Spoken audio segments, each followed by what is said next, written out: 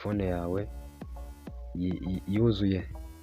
Nta kindi ukora rero, uraza ukajya hano muri setting, ugategereza bigafunguka.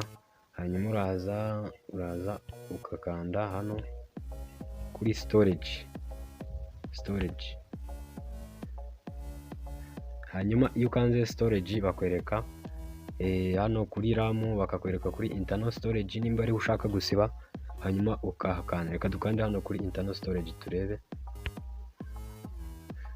Internal storage ukahakanda, hanyuma bagenda bakwereka ibiri kuri internal storage. Tuvuge wenda tugiye guhera hano kuri available hejuru. Tuvuge duhere hano kuri movie and TV apps, hakande barahita batuzanira application tubigende dukuraho imyanda. Urabona babanje iyi video maker, bakurikizaho video to MP3.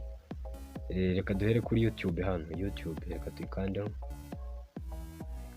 Ni ukuvuga ngo noneho urabona ko akambere bazanye app size, aka kabiri user data, aka gatatu cache.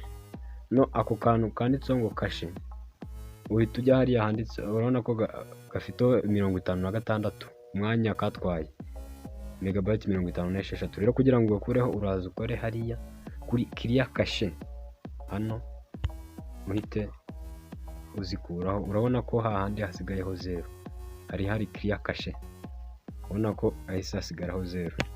Hanyuma ugaruka no ku zindi application, hano kuri video maker, urabona ko kuri cache hariho megabyte 8 z'imyanda, uhite uziclearinga, uhite ukomeza n'izindi application zose ugenda uziclearinga. Nuko nguko rero basukura application zagiye zijyaho imyanda. Guys, nimba iyi video igushimishije